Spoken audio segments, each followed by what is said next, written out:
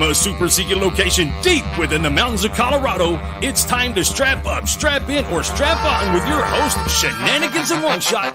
It's From the Ashes Radio!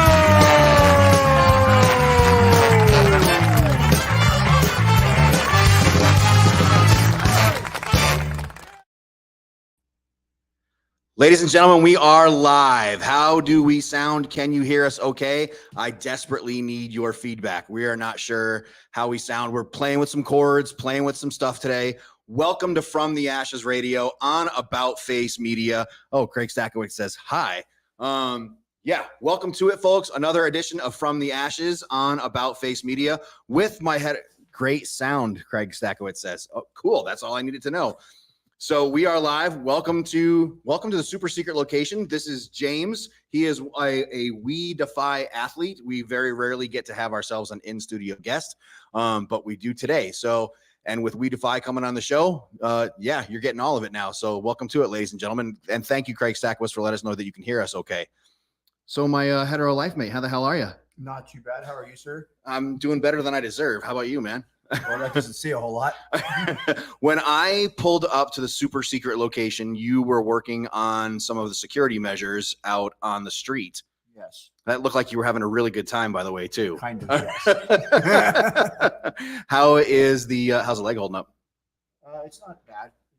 It's felt better before, but it's felt worse before. So Can't see one shot as normal. Nathan Hucker says hello. Well, hello. Yes. So they're like as normal. As normal. James, you're allowed to talk. No, you're on the radio now. Kind of jealous I don't have a mic condom. If you do not have it, we don't have enough mic condoms for everyone, so you're going to have to share. I can hook you up with a mic condom if you'd like, but I'm going to need you to put your mic closer to your mouth and pull your condom on. There we go. Hey. There was a whole incident last time when I put mine on.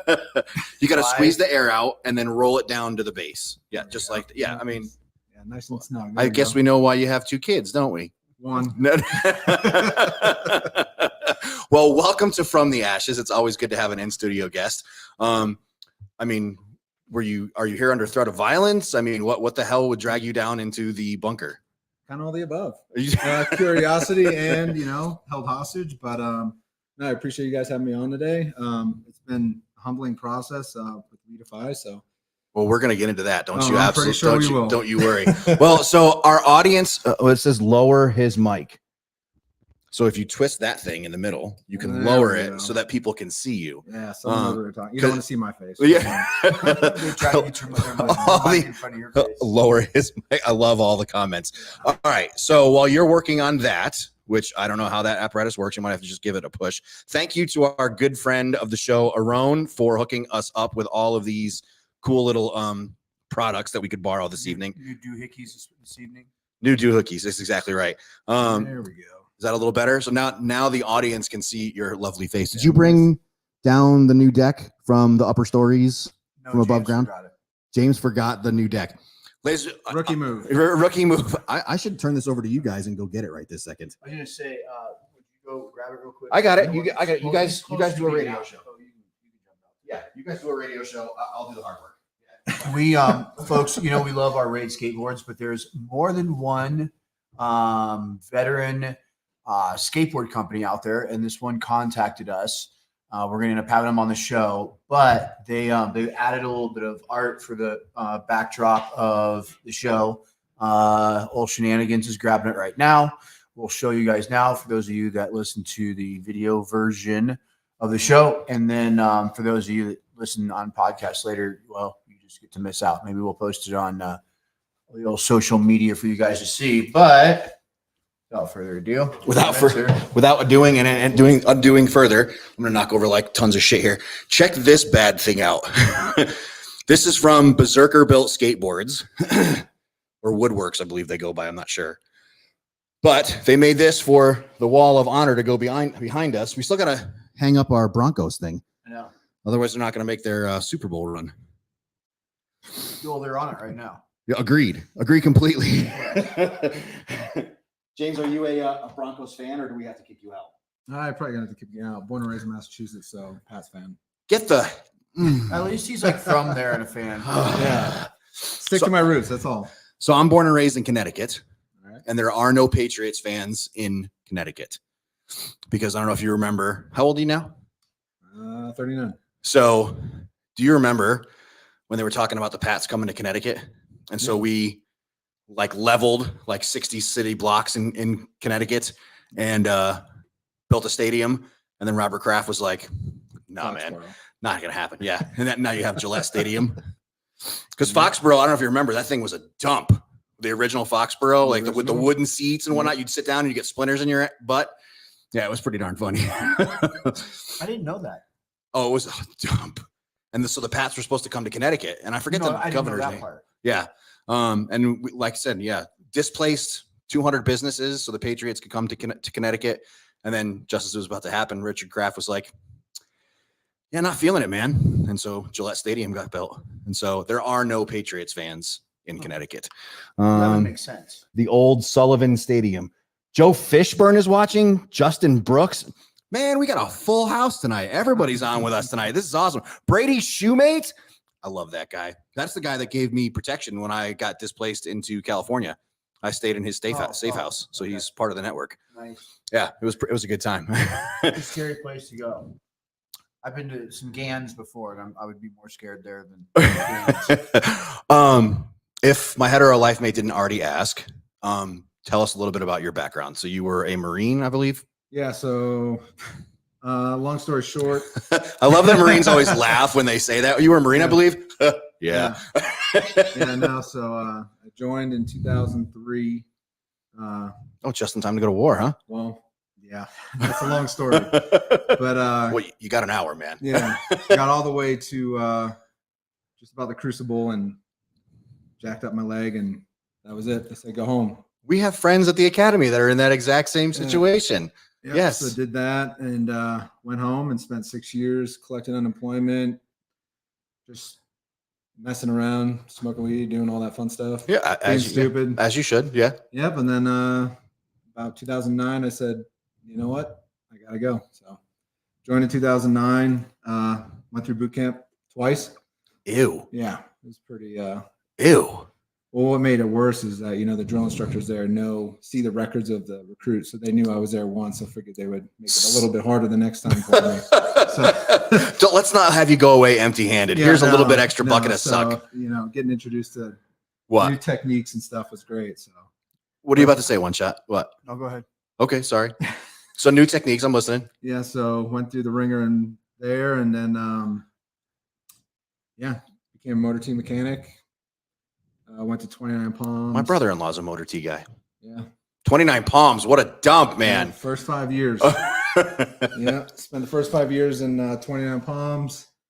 And then I guess the monitor felt bad. So he's like, "You know what? I'll give you Hawaii." So and went from the worst to the best. Spent some time in Hawaii. Traveled back to the States.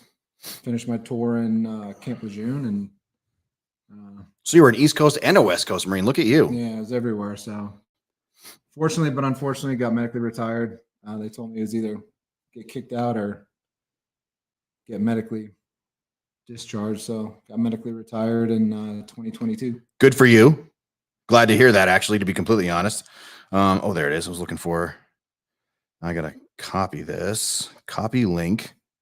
We're a little over time. Let's talk about Combat Carl. Combat Carl. Now, I guess the Marines don't have Combat Carl. Is that correct? Not to my knowledge, unless it's something new. But in the Army, you have that, and I don't. It's all the services. We've had some Navy folks on and whatnot. Oh. Does that say TJ on it? Yeah, that's our guest. Oh, so I'm good. I don't have to keep doing what I'm doing. No, you're good. All right, cool. All right. Well, I see him in the green room now, so looking all hot and sexy and whatnot. In the Army and other services, we've had a couple other guests in studio and whatnot. Carl is that one dope in your unit that you can just never seem to get it right. What was the one, the Private Pile? Yep. In the Marine Corps movie? What was that? Not Platoon. It was Full Metal Jacket. Yep, Full Metal Jacket. They called him Private Pile. In the Army, we call that person Carl. Yeah, kind of like Pile, or we had a thing with our unit. It was Wagner, but Wagner. yeah, I- yeah. Our- Long story, but it's Our Australian military friends call them Joeys, which I just think is funny. I just think it's funny as balls. That's pretty funny, too. So anyway, we Combat every week Carl. we do Combat Carl, Private Carl, Airman Carl, Officer Carl sometimes. Yeah. Every once in a while it's President Carl, but you never know. I mean, anyway, so this week I pulled this one from New York Post. Theirs was pretty short and to the point. So West Point accused of going woke after suddenly dropping duty, honor, and country from mission statement. What? and what is it now? No, they just dropped it. They They just just dropped yeah. it. There's They no more dropped duty it. honoring a country. They just completely erased Just everything. thanks for the good effort. Yeah, duty honor country is no longer. Wow. What? Now, I don't know, man.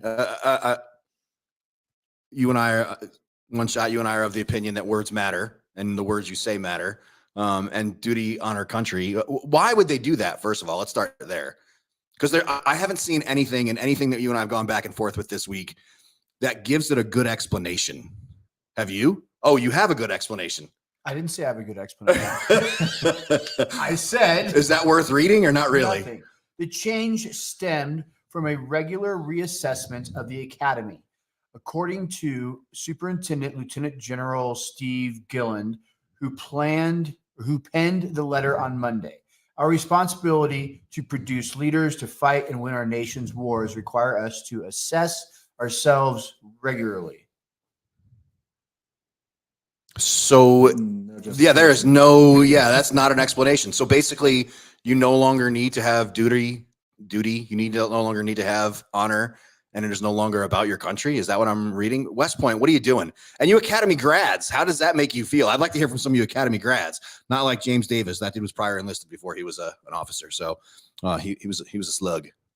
James, thanks for listening. Jimmy, I appreciate you listening, man. Do you have thoughts on this one shot? In my opinion, in my humble opinion, I feel like those are some of the most important words that are part of the Army values. We're on the same page. Also, those words that were put into their values, et cetera, those are put in 1898. So in 126 years, give or take, we became smarter, I guess. I feel like we've become too smart for our own good. If you didn't severely dislike them folks from West Point before, as I'm pretty sure you and I were on the same page there, it's easy to dislike them now. So Marine Corps officers go to the Naval Academy, correct? Because they're in the Navy. Because technically you are part of the Navy. Let's be honest. Yeah. I'm hearing you. Yep. I see where this is going. Yeah. You picked up on that quick. I'm proud of you. We'll get you a crayon later. Good job. I guess the crayon thing is somewhat new too. Because like when I talk to my brother-in-laws, they're like, "What's a crayon thing, man? What Marines eating crayons? I don't understand that." I didn't hear that right away. Yeah. In my military career. That was something I heard. I think I want to even say maybe since I got out. It is their motto still. Seymour, Craig Stackowitz. Let's see here. They also said Army values included in the mission statement. Well, I'm going to need more from that. Adrian Martinez is watching. Wow, that's somebody I haven't served with in a long time. I don't know. Foundational basic things in life, I feel like sometimes just don't need fucking changed. And also, like, how are we, like, can you please explain an actual reason, like with content? Yeah, give me a quality reason why. They're moving forward and reassessing how to be more, Stack, I would love to hear more of your opinion on this one. You were an officer guy, and I know you've got friends that are Academy grads. So I'd love to hear more from you. I believe our guest might have been an Academy person, not West Point. The other Academy? One of the other. Well, let's bring him in right now because Roy Gagney says, "Evening, suckers." We have been waiting a long time for this opportunity. If you have not met him before, ladies and gentlemen, this is my homeboy TJ from the We Defy Foundation. If you have listened to this show for more than 36 seconds, you know that we are huge advocates on this show for Brazilian Jiu-Jitsu.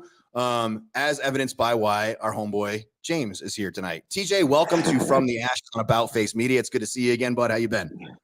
Good, awesome. Thanks for having me. This is a super cool opportunity, especially having an athlete here that's receiving, the scholarship. That's pretty killer. And then to have met you today, just touch base because your gym was associated with the foundation before I was even a volunteer for it. I was one of the first. We were We Defy before I came to the academy and bought in, but I believe we're original 3. You know what? I know a guy who can probably see what number you were. I mean, tomato. Long story short, either way, we're OGs, and that's the important part. It'll take that guy a couple of seconds here to play with a couple of computer screens. Big thank you to Joe Roz for his never-ending support of the veteran community. So, TJ, welcome to the show. Awesome. Let's start at the beginning. Let's introduce you. Tell us about you. What branch of service were you? I grew up in Cleveland, lived there until I was 18. The day after my 18th birthday was my first day at the Air Force Academy, and graduated and went to pilot training at a program called Euro-NATO Joint Jet Pilot Training, which is in Texas, and it's a NATO flight school. All the NATO countries send pilots there to train and to teach. So I got my wings there, flew F-16s, did a tour in Iraq. And went back, taught there, and then joined the reserves, kept teaching there, and then did some Air Force Academy liaison officer work, which was kind of mentoring high school students and helping them understand the application process and evaluating them for the Air Force Academy. And then I retired from all of it with 20 years as a reserve retirement in 2019. And then in 2015, I was convinced by some coaches at the gym I was at to give jiu-jitsu a shot because I was doing more boxing and just MMA conditioning, nothing sparring, just because it was fun hitting bags. And then they talked me into jiu-jitsu, and I got completely hooked. And here I am now, going to the gym like almost every single day, any day I can to get on the mat. Well, I mean, you're not going to get an argument from me. I mean, James, you tell me. Yeah. Are you bitten by the jiu-jitsu bug or what?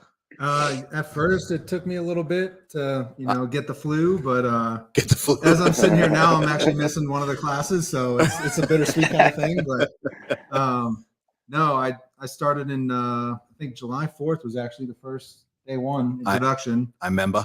Yep, yeah, that was it's pretty interesting. But no, I appreciate everything that you guys do, and being introduced into the program is a life changer for me. Well, I mean, that's what we do it. It's there's so many people out there that, that transition from military service to civilian life is really hard. And there's just so many pieces of jiu-jitsu that just seem to fit that warrior ethos. And then you're on the mats with vets sometimes, if you're in, most of the people there are going to be civilians, but you share that combat sports piece. Now you have a thing with them. And I think it really helps just make inroads into the civilian community. And then on top of it, like I have a psychology background, and I like to nerd out on the psychology of why jiu-jitsu is super great for any person that has had trauma in their life. And anyone who's my age, which is 46, has had trauma in their life. So it's such a fantastic activity to be involved in. So TJ, there are some of our listeners that probably don't know, because we didn't explain it well, what the We Defy Foundation actually is. Give us a little background on what We Defy, where it comes from, what it is, what they do. We Defy Foundation sponsors disabled vets to train jiu-jitsu as a therapy for their service-connected disabilities. You can tell I've said that like 47,000 times. So that's been to a few trade shows, huh? Yeah, exactly. But it was started by two Army guys. One was a Green Beret and had a gym. His name is Alan Shabaro, and he had a student that came in one day. Actually, the guy came in, his name is Joey Bozic. He came in with his daughter because he wanted his daughter to train. And he had done, I think he was a wrestler and he was a black belt maybe in Hapkido or some other arts from when he was younger. But he was caught in an IED explosion, lost 3 limbs. And when Alan talked to him, they figured out they were at the same base at the same time, and they kind of bonded over that. And Alan eventually talked him into trying jujitsu, and they started with private lessons. And Alan figured out how to adjust jujitsu so it could fit Joey's, unique situation. And then at some point down the road, he said, "Okay, you're coming to classes now." And the first day, Joey got his ass kicked, and it was That's great jujitsu. for him. That's jujitsu, day one for everybody. And what Joey said, it was the first time in a long time where I went in there and I was treated like an equal. Nobody cared about my disabilities or the fact that he was a triple amputee. Everybody treated him like they treated everybody else in the room. And from that point on, he started, he just got more serious about it, started making friends, changed his eating, sleeping, all those things to then eventually be able to compete. And when his actual injuries, one leg was longer than the other. And at one point, he finally went to surgery again as an elective to get them evened out so he could have a better base for jiu-jitsu. That's how serious he got about it. And when they do that, do they add a little bit of length to the short one? No, they made the other one match it. As far as I know, This dude literally had his leg shortened. Yeah. Wow. To get better. Because I had the same thing a couple days after I was born. Yeah, but it was the middle leg, right? Yeah. Yeah. Okay. We're both familiar with that surgery. Things have to happen sometimes. I want to question all of my students' commitment to jiu-jitsu now. Yeah, no kidding. And compare it to that. Kidding. I feel like you're making direct eye contact and peering into my soul right this second. Get off me, man. I'm feeling a little bit. Yeah. Well, and once that you make an excellent point. So you are, TJ, correct me if I'm wrong, you are a purple belt currently, brown belt? You just got your brown belt, right? Belt. Congratulations, I've been by a the brown way. belt for a little like a year and a half. So I compete, like I do all the big ones. So I did Euros, I did Masters World, I got Pans on Sunday for old small guy division. For brown belt. So well, I'm old big guy division, so I get you. Never to touch the absolute division. I never, no way. One shot, you are the lone black belt in the audience right this second. I watched you in a boxing match one time, and after you knocked this person's dick in the dirt, which was awesome to watch, by the way, at the Jefferson County Fairgrounds. You gave a really kind of impassioned little lecture speech to all the veterans in the audience. And you said something to the extent of find what you love and let it go kill you, or something to that extent. Can you remind me of how you said that? One of the things I talk about a lot of times when I get to compete or get to do jiu-jitsu or get to coach other people is like remembering that we have a ton of brothers and sisters that would give fucking anything right now to train jiu-jitsu one day or to like get their ass kicked on the mat. You know what I mean? They're 6 feet under in the fucking front leaning rest. So I don't think there's anything better for like, oh, if I could just fight one more time, you get to, even as the old guys, like TJ was talking about the old guys division, which, where we all are now. Well, everybody except James. Everybody on the show right now. Come on, old guy division. And I think that just like it gives you that feeling of self-worth, which I don't think you should have to fight for that. But when you were in, especially like combat arms guys that get injured overseas, like your value and self-worth sometimes has to do with fighting. So fighting for your life and training jiu-jitsu, I think is an element that helps out tremendously. Well, I think that's why this is such a great tool. I kind of alluded to it before, but you have the warrior ethos, you have this combat piece, and you'd go in there day one and 125-pound soccer mom is killing you. And if you don't tap, you will die because you will stop breathing. The blood will be cut off to your head. And you're really selling it, Teach. But I felt that, and I'm still here. So. The other piece is that tap. When you tap, it stops. The attack stops, and that builds trust in other people. And that's something that a lot of veterans come back from the military and from deployment with a trust deficit in other people. The people they can trust are the people they deployed with in a very small circle of individuals. You can't live life as a human being successfully with that trust deficit. You have to break out of that. And jiu-jitsu gives you a tool to do that. And you won't even, until you start it and then you start experiencing it, you don't know what it's like to feel that kind of trust with this group of people. It's a completely different subset. Jiu-jitsu practitioners come from everywhere with, every demographic, every background, every set of personal opinions. But once we're on the mats, nobody cares anymore. You build respect for these people because you're trusting each other not to break your arm. The experienced people, if they know it's bad, they're going to let up. They're not going to harm you, but there's still this combat element to it. That's this bonding piece, which I think makes it better than CrossFit, fly fishing, running, biking. There's all kinds of great rec activities out there, but this one is unique. And then there's a human touch aspect to it too, which again is kind of a psychology nerd. There's endorphins that are activated when I touch my kid's face, and I'm going to hold his hand till he's 40 if he'd let me. But when he's 13, he's going to say no more, and that's going to kill me because I'm a dad and I love my kid. And we're built to accept human contact. You leave the military, a lot of these things become very difficult to do because of that trust deficit. This activity builds it back into your life with a completely different set of people.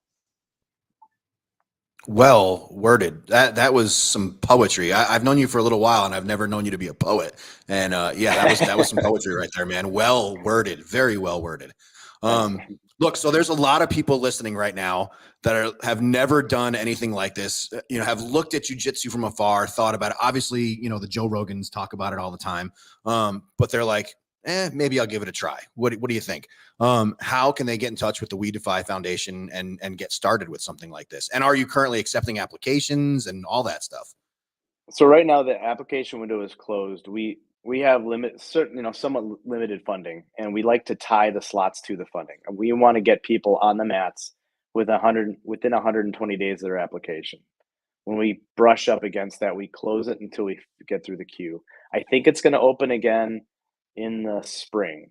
However, if you go to the website and go to the drop-down menu, there's a place that says athletes. And then if you click on it, it'll say apply now. You can leave us your email address, and then we'll notify you when the application opens.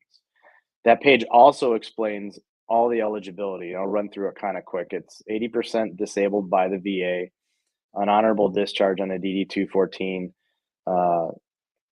combat time. So it's for disabled combat veterans. And you have to be a white belt or new to jiu-jitsu. You have to have all four of those.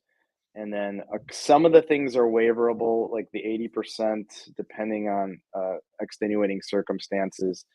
But go to the website, check it out. And if you're eligible and interested, then I would say hit that, give us your email address so we can tell you when it opens, because we'll let you know so we can have people apply. And then we're going to determine how long we can keep it open.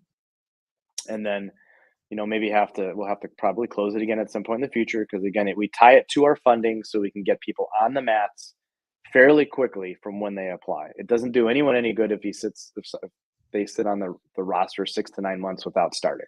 So, that's the unfortunate side of the nonprofit, where you only have so much funding. The positive side to all this is if you're interested in jiu-jitsu, there's over 10,000 gyms in the United States. And if it's something that you can financially afford, I absolutely recommend you go do it. It doesn't matter what your background is. You should try it and see if it touches to you. Dana Miller, I'm very disappointed to read that comment. This is why I listen to this show. As a non-veteran who cares for vets, I would have never thought about y'all having a trust deficit. I always thought that you listened to this show because of One Shot's stunning good looks, witty charm, and what he does for a pair of shorts. So yeah, you're really breaking my heart. How you felt? You're really breaking my heart with that one. So TJ, I got two big questions for you. First one, sure. Obviously, Zenith Authentic Brazilian Jiu-Jitsu out of Parker, Colorado, one of the OG We Defy supporters. There are other jiu-jitsu academies listening to this show right now. Yeah, we know you listen. We love you guys too. That want to be a We Defy affiliated, and they want to support the veteran community as well. How can that academy reach out and become a We Defy affiliate? So we have a process. There is an application, and then if you fill that out, then there's an interview associated with that. We have evaluators that are brown belt or black belts. They're all volunteers. They'll do a little review. If everything meets the standards that we have for the program, then we'll send an agreement that explains, in lawyerese, the whole program. You sign that, and then your gym is on the roster, and we can place. Actually, shouldn't say we can place. The athletes get to pick where they go. So once they're accepted, they're allowed to select their academy for one that's already approved, that's near them. And if it's not on our list, or like there's one 5 minutes down the road, there's nothing else local, then sometimes we go out and find one that's convenient as well. We like to stick to the ones we have already, but we're not going to have someone not trained because there's not a school that's approved. So we'll find more. And we're over 800 right now. When I started in 2019 working with the training facility side of this, I'm the vice president now. But as a volunteer, when I picked up the training facility responsibilities, there was about 150 or 160, and now we're at 800. Wow. In 2019, so say January 1st, 2020, we had 159 people sponsored. And then COVID hit, and we had to deal with all that mess just like the rest of the world.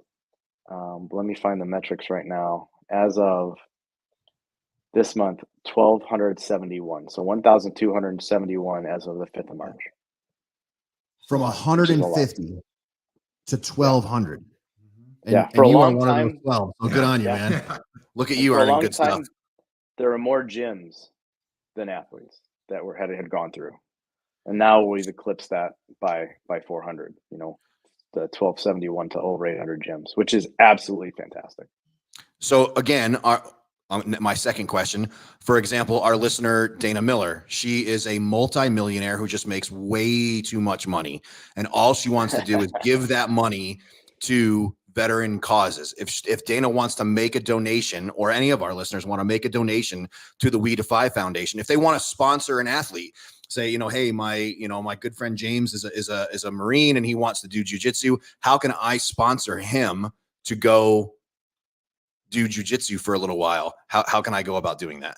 Well, the best thing, and this is where I was talking about the funding piece before, we don't have a problem finding veterans that want to do the scholarship. We want people to apply that want the scholarship, but that's never the hard part. The hard part is getting the funding to put people on the mats. And we've been growing every year and we've had good success with it, but the donations that come in are what keep this program going.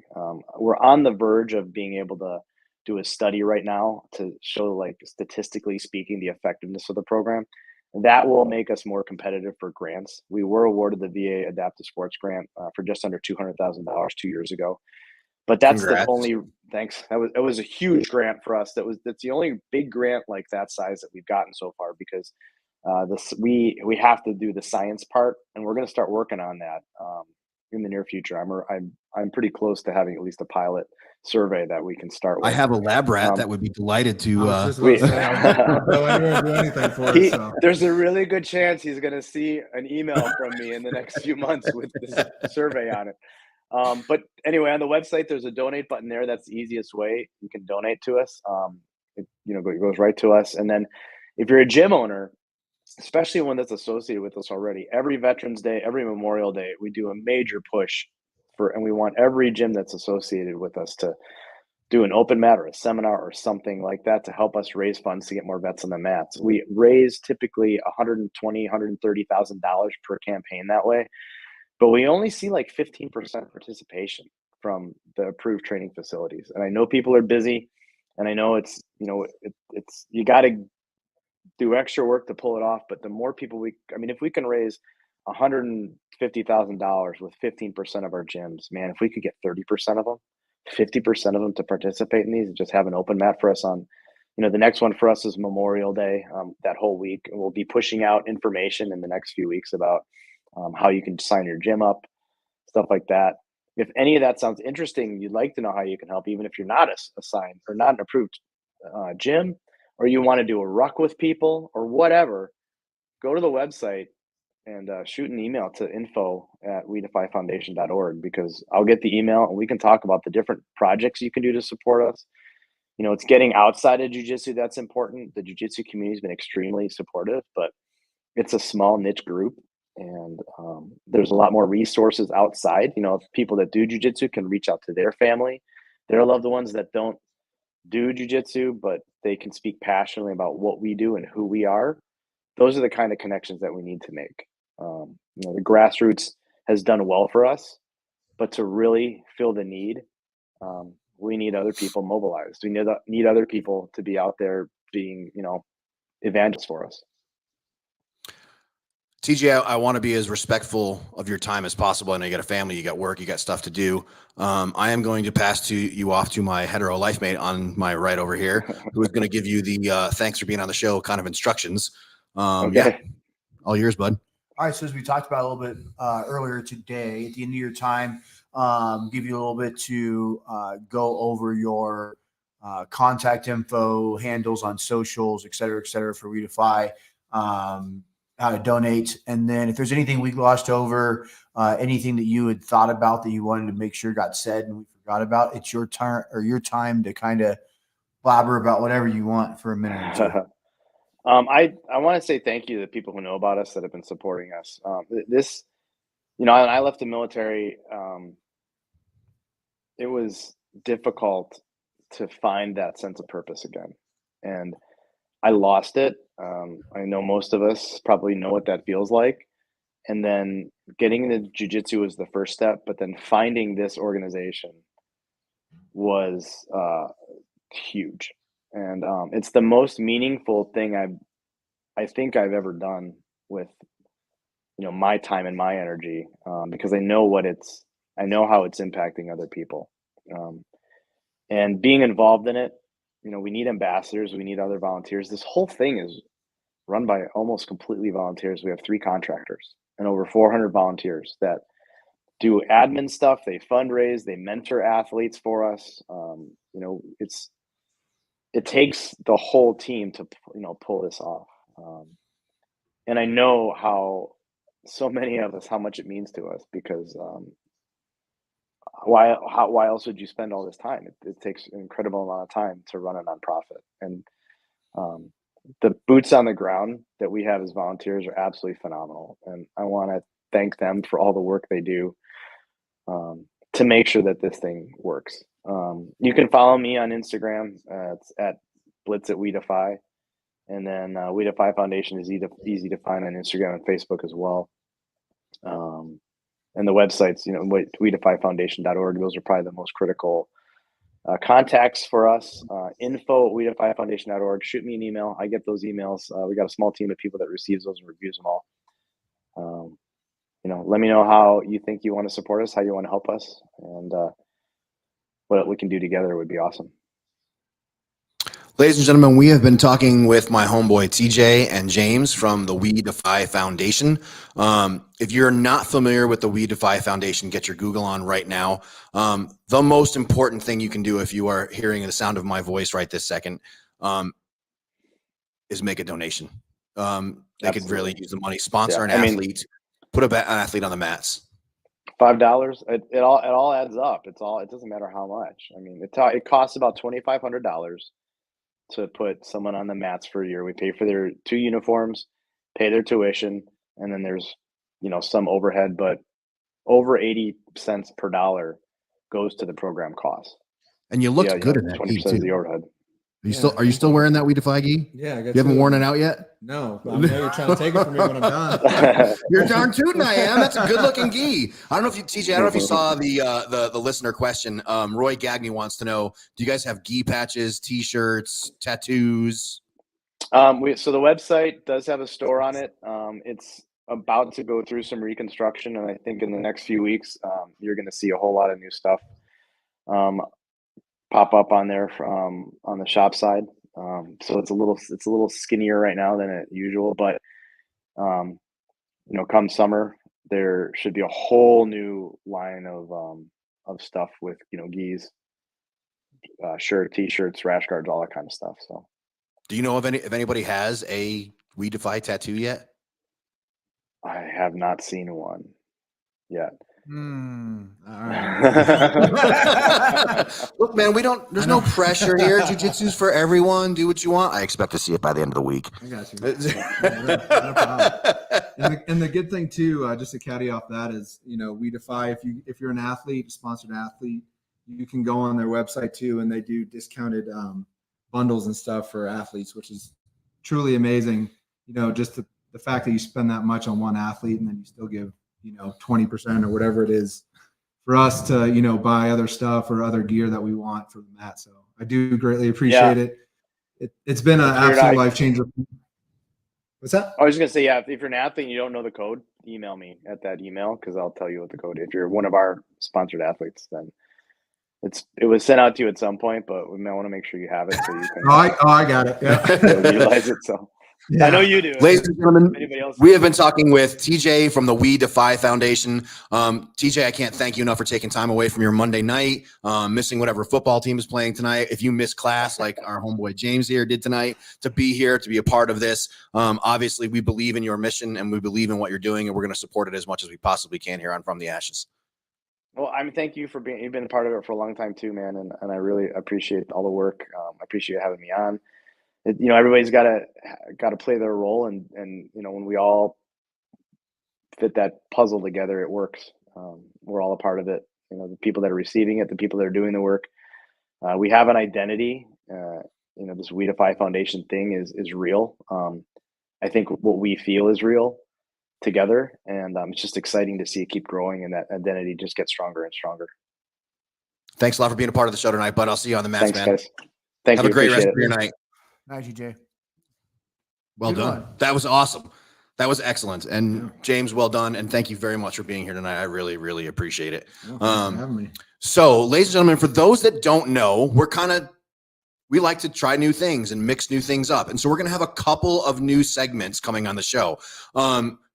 Allie will always be a part of our family. She will always be here. But things like VA education benefits. We're going to be having a guy named Brian come on the show, and he's going to talk to you all about your VA education benefits.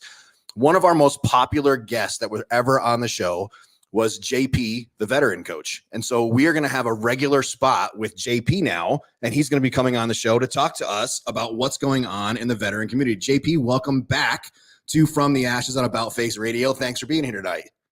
Hey, what's going on? Thank you for having me. Thank you for having me back. It's been an absolute pleasure. Last time was amazing, and I'm very happy to be here with you guys. Thank you. No, sir. Thank you for taking the time out of your Monday night to be a part of the show. And you're now going to be a regular segment once a month on From the Ashes. What did you decide you were going to call that segment? What did we figure out later today or earlier today? We're going to go ahead and call it the Battle Back Home with Coach JP. And I'm very happy to be a part of this. And I'm very touched and honored to be a regular guest. So thank you. Well, now the Battle Back Home with Coach JP. I love the name of that because there's a lot of details there. What does that mean?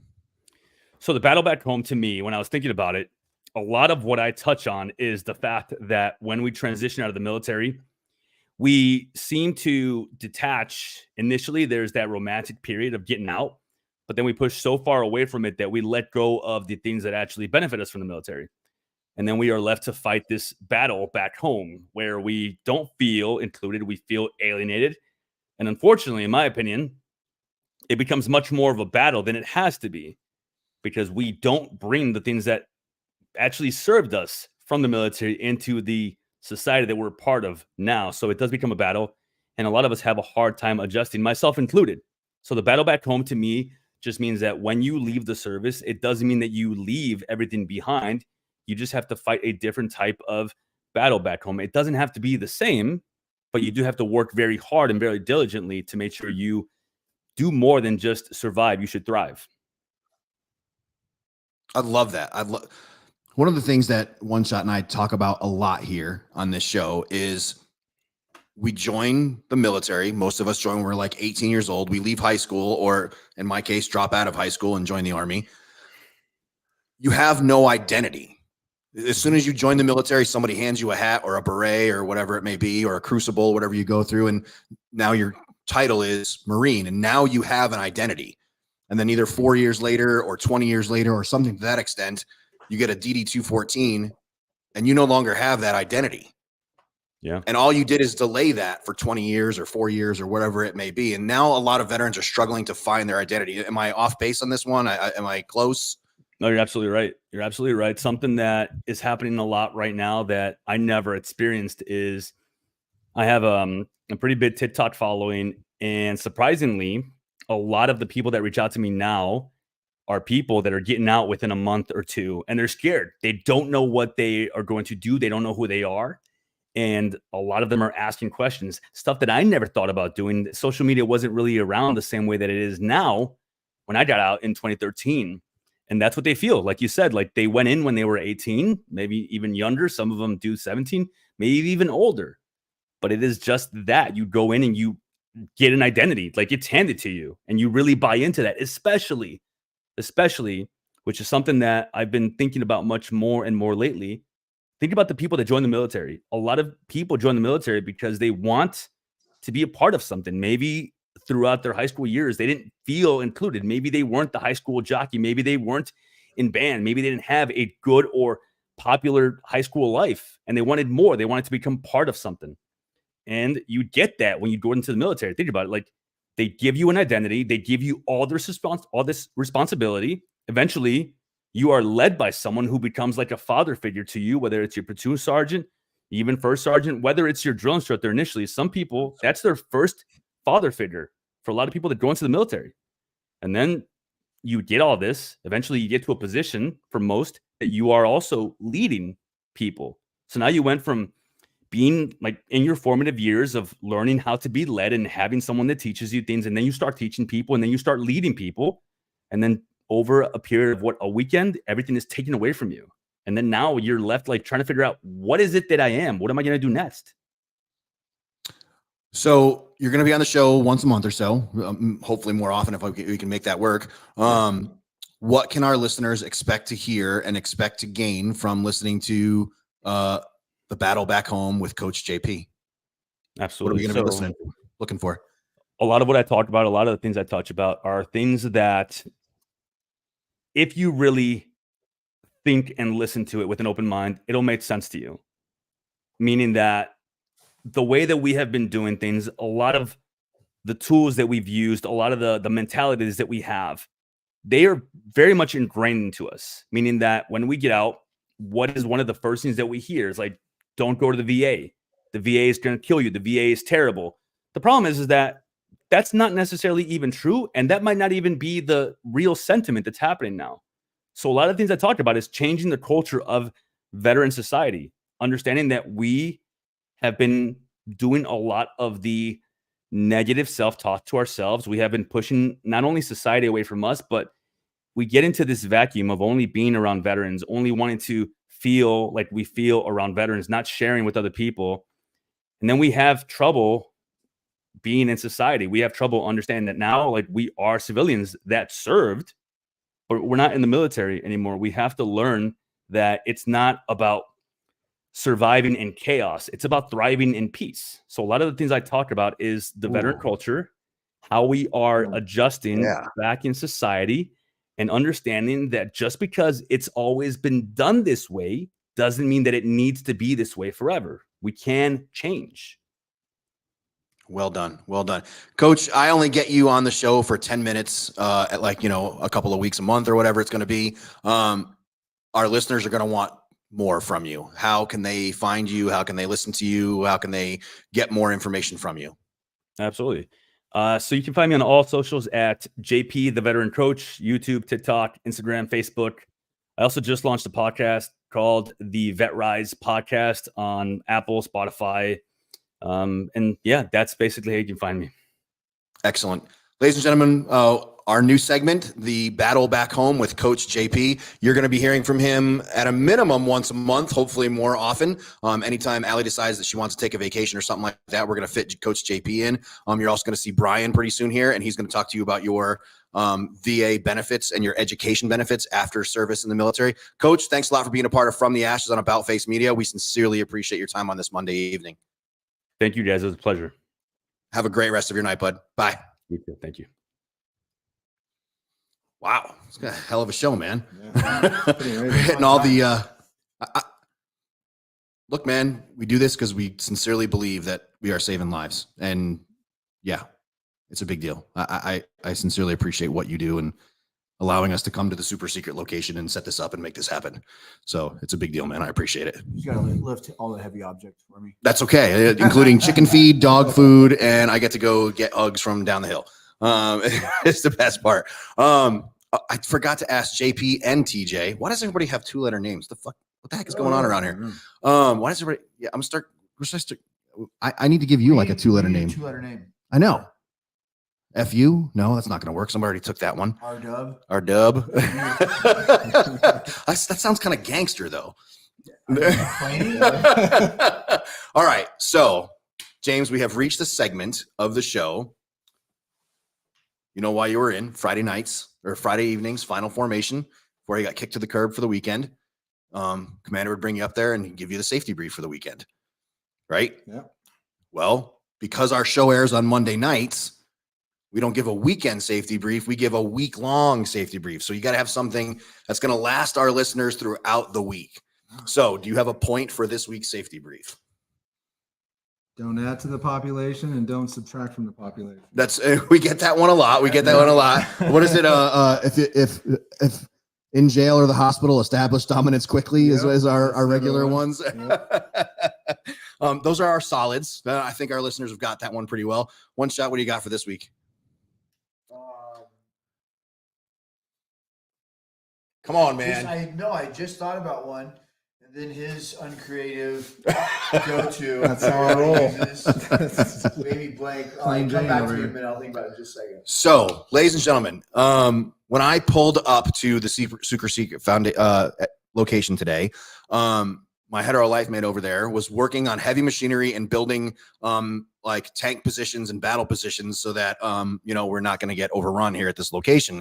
And what was extremely impressive is while operating that heavy machinery, homeboy had perfect hearing protection on. I was extremely impressed. You and I are two of the most deaf people that you and I know, and to see that you were still working on providing proper hearing protection was extremely impressive. You're pro, I pro, bro. Ear Pro, Eye Pro, and whatever other pro you can get. No matter where you go, you gotta have ear pro, eye pro. If you're going to go downrange, wear a helmet with downrange in quotes from Craig Stackowitz. I feel like that guy's held a Q-tip once or twice in his life and said, you might feel some pressure. Did you come up with an addition? I don't know if this is necessarily a safety brief, but I've had this conversation at least half a dozen times today.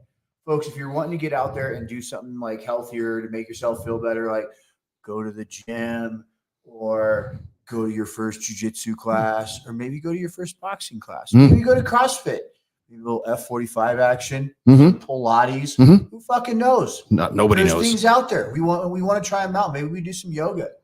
You don't need to get in shape to go to the fucking gym. You go to the gym to get into shape. You don't need to feel better about life so you can go to the gym and feel better about life. You show up. That's all you got to do your first time. You might want to drink some water first, but drink water, show up, have fun, feel better. Well said. Very well said. Thanks, Doc. Yeah, no kidding. All right. So here we're getting ready to close out the show. James, I can't thank you enough for coming down here tonight, getting past all the security elements and making your way down here and spending your Monday evening with us. I know you had a missed class, but it means a lot to me that you're here in the Super Short location in our bunker. And I really appreciate you being down here, man. Yeah, I appreciate it. Yeah, I didn't have my cat card getting in, but he already let me through, so I got lucky. Cat cards are for punks, man. No, we don't use that shit here. Yeah, if you can make it last the first line of defense, those four-legged ones that'll lick your ankles to death, man, you've made you're past the heaviest. Leg rates. I think your ankle's pregnant now. Yeah. We close the show every time with a never forgotten. We think that's important. We've never closed the show without one. And you got thrown in front of the bus. You get to be never forgotten tonight. All right. Get right up on that mic and go ahead and give us our never forgotten. So January 21, 2012, we lost a lot of men out there, but one specifically, Corporal Singer, is a good guy. Just unfortunate situation, home in province in Afghanistan. Rest in peace, brother. Corporal Singer, you said? Yep. Corporal Christopher Singer. Christopher Singer. Ladies and gentlemen, tonight when you get down and you drop to your knees and you put your hands together and you're saying your prayers or you're bowing your head at the dinner table tonight, please remember Corporal Singer in your prayers, and his family, who his family more than himself. He knew what he was doing. But please remember his family as you go forth tonight. Ladies and gentlemen, you have been listening to From the Ashes on About Face Radio. Please support our sponsors as much as possible. Don't forget those badasses at Thigh Huggers. Did you want to show off what you got going on today? Because you are a patriot today. Look at that. Some patriotism for you that needs some more. Go to thighhuggers.com, type in coupon code OneShot, you get 30% off. Go to combatflipflops.com. If you go to Combat Flip-Flops, enter all caps About Face, you get 30% off your order. We get 15% of that, and you're helping us to put other DJs on the air. We're putting Miss Texas on the air. Miss Texas is an Army veteran, and she's going to be a DJ on our show because of you people going to Combat Flip-Flops and buying yourself a new pair of flippity-floppities. And then, of course, our favorite Core 3 drywall out of Castle Rock, Colorado. Thank you so much to Katie and those Patriots. Ladies and gentlemen, thank you so much for being a part of From the Ashes on About Face Media. We really appreciate your time tonight. Thank you for We Defy. Thank you for Coach JP and James. Thanks a lot for being a part of the show. Have a great rest of your night, folks.